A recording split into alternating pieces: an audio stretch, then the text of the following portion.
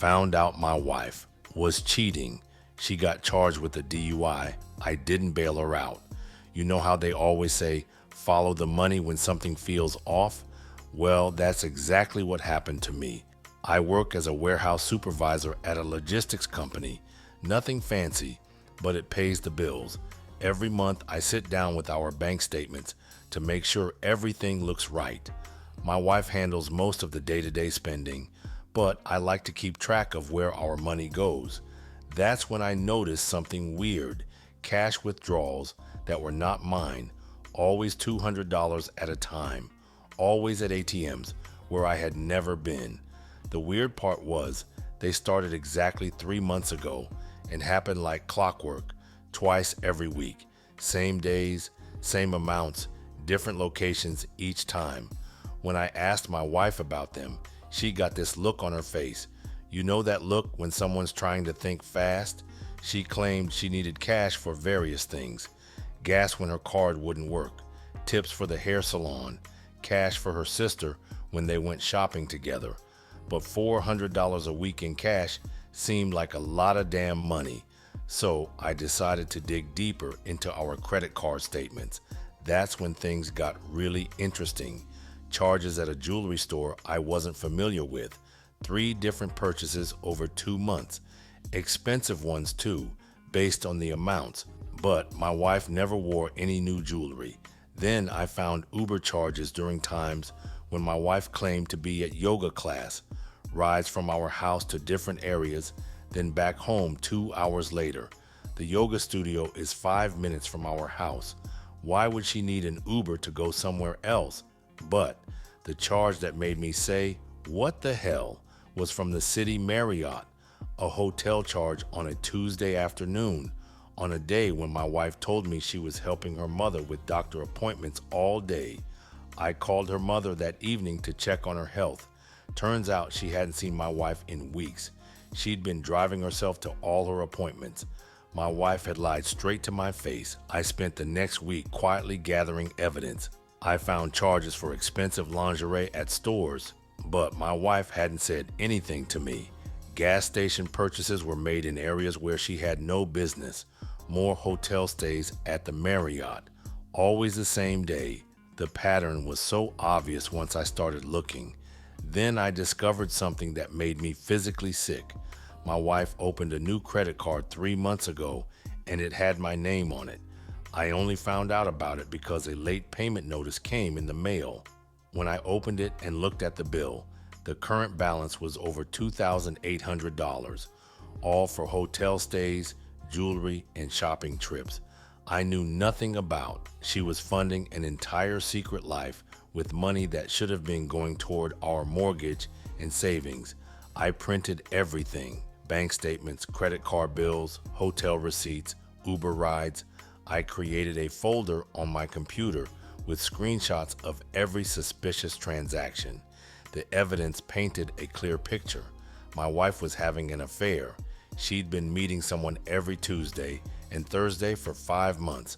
They went to expensive dinners, stayed in hotel rooms, and she bought new clothes and lingerie for these encounters, all while lying to me about yoga classes and helping her mother.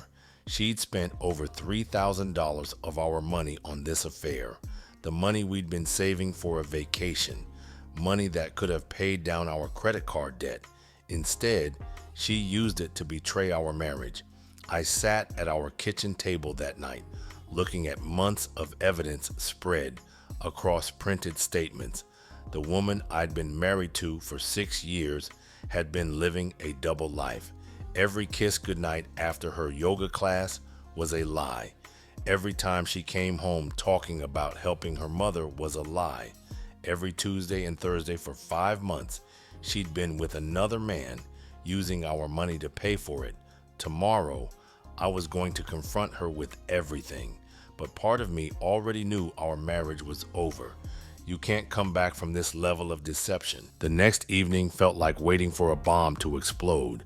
My wife came home at her usual time, around 9 p.m. She walked through the door with her yoga mat and water bottle, playing the part perfectly.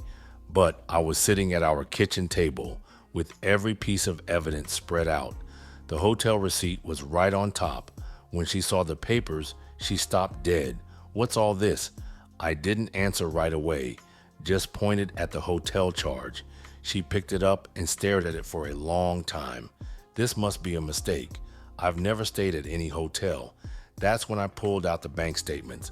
All those $200 withdrawals highlighted in yellow. She got defensive immediately. "Those are mine. I told you I needed cash for things." "What things?" "You never told me what things." Her story kept changing.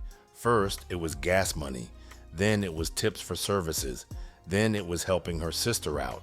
But when I showed her the jewelry store charges, she went quiet. 3 purchases, $400, $600, and $350. "Where's the jewelry?" "I don't see any new jewelry on you." She started crying then. Not the apologetic crying that comes later. The angry, frustrated crying of someone who got caught. "You're tracking my spending now? What are we, roommates? I'm your wife, not your employee." But I kept pulling out more evidence. The Uber rides to areas she had no business being in. The lingerie purchases at stores she'd never mentioned. More hotel charges from different dates. She tried to explain each one individually. The Uber was because her car was acting up. I thought that was BS because she said nothing to me, and I could have looked at her car. The lingerie was a surprise for me. The hotels were booking errors. But when you lay it all out together, her explanation sounded ridiculous. That's when she got mean. "You know what your problem is? You work all the time. When's the last time we went on a date? When's the last time you bought me flowers? You're so worried about tracking every dollar I spend. Maybe you should worry about being a better husband." I let her vent for a while, all the blame shifting and deflection. Then I pulled out the secret credit card statement. $2,800 in charges I knew nothing about. Her dumbass looked confused again. "How did you get that?" "A late payment notice came to the house." She knew she was cornered. The fight went out of her completely. She sat down and put her head in her hands. "Fine. Yes, there's someone else. His name is Marcus. We met at a work conference. It just happened." Just happened? For 5 months, it just happened? She tried to minimize it. "We mostly just talk. He listens to me. He makes me feel appreciated. But those hotel charges say otherwise." She got defensive again. "So, what if we slept together a few times? You're never here anyway. You care more about this house and your job than you do about me." That's when I lost it. "Don't turn this around on me. You spent $3,000 of our money on another man. The money we were saving for vacation. You opened secret credit cards. You lied to my face every single day for months." The conversation went in circles for another hour. Her blaming me for pushing her away. Me asking why she didn't just talk to me if she was unhappy. She said she tried, but I never listened. Me pointing out that sneaking around and lying isn't trying. Finally, she asked the question I was dreading. "What do you want me to do?" I told her I didn't know yet. She begged me not to leave, promised to end things with Marcus, said we could go to counseling, but I couldn't even look at her. Every time she spoke, all I could think about was her lying to me while using our money to be with him. She moved into the guest room that night. I lay awake, thinking about how she turned it all around on me, like I was the problem for discovering her affair, like I was wrong for being upset about the lies and the money. That's when I knew our marriage was probably over. When someone cheats and then blames you for catching them, there's nothing left to save. 2 days after our kitchen table confrontation, my wife acted like the perfect remorseful spouse. She claimed she'd called Marcus and ended everything for good. No more meetings, no more contact, completely finished. She cooked my favorite meals and talked constantly about marriage counseling and rebuilding trust. I wanted to believe her, but 5 months of lies don't disappear overnight. Thursday evening, I was watching TV around 11:30 when my phone rang. My wife's contact photo showed up on the screen, but when I answered, it wasn't her voice.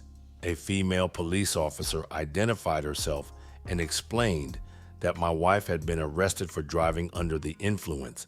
She was calling from the county jail and needed someone to post her $2,500 bail. My first thought was that there had to be some mistake. My wife rarely drinks more than a glass of wine with dinner. When I asked where she was arrested, the officer said near the airport. That's 15 miles from our house, in the opposite direction from anywhere she'd have a reason to be. The officer mentioned she was stopped at a DUI checkpoint outside the Marriott Hotel, at the same hotel where I'd found all those credit card charges, the same hotel where she claimed to have met Marcus for business conferences. I felt like a damn fool after the officer said that. She lied to me 2 days ago about ending things with Marcus. She was coming home from being with him when she got arrested. The officer asked if I was coming to post bail or if my wife should call someone else. I told her I'd be there soon and hung up.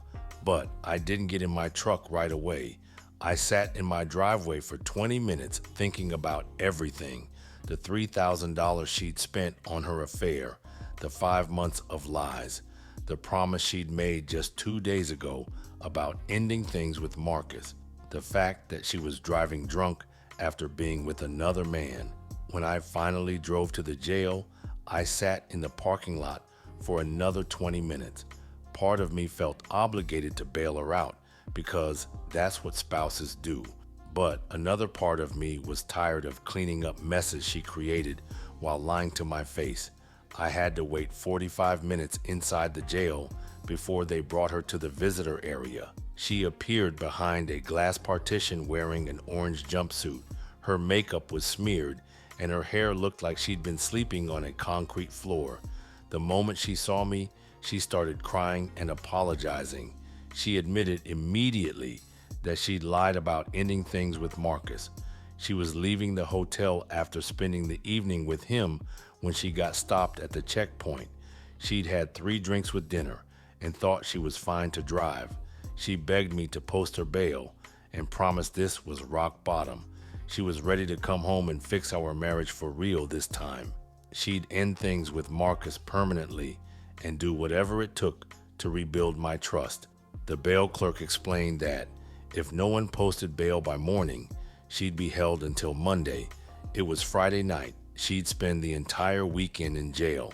I looked at my wife through that glass partition and thought about the choice in front of me. I could post the $2,500 bail and bring her home. She'd promised to change, and we'd start trying to rebuild our marriage.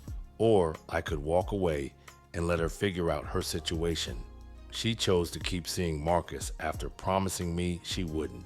She chose to drive drunk after being with another man. She chose to keep lying even after getting caught. I told the clerk I wouldn't be posting bail. My wife screamed my name as I walked toward the exit. She banged on the glass and begged me to come back. I didn't turn around. Let her sister or Marcus figure out how to get her out of jail. I was done being responsible for the consequences of her choices. My wife spent 3 full days in jail before her sister finally posted bail Monday morning. While she was locked up, I used that time to decide about our future. She came home to find all her belongings packed in boxes by the front door. I spent the weekend thinking clearly without her constant apologies and promises to change. The affair was devastating enough, but lying to me even after getting caught showed me exactly who she was. Some people don't change, no matter how many chances you give them. She tried everything to talk her way back into our marriage. She enrolled in an alcohol treatment program before I even asked. She found a therapist who specialized in infidelity recovery. She wrote me long letters explaining how sorry she was and how much she loved me. She promised complete transparency about everything moving forward. She said she'd do whatever it took to save our marriage, but I'd already made my decision. I filed for divorce the following week. The lawyer I hired was impressed with the evidence I'd gathered: hotel receipts, restaurant charges, that secret credit card, and bank statements. Everything is documented and organized like a financial investigation. In our state, spending marital assets on an affair is called dissipation of marital assets.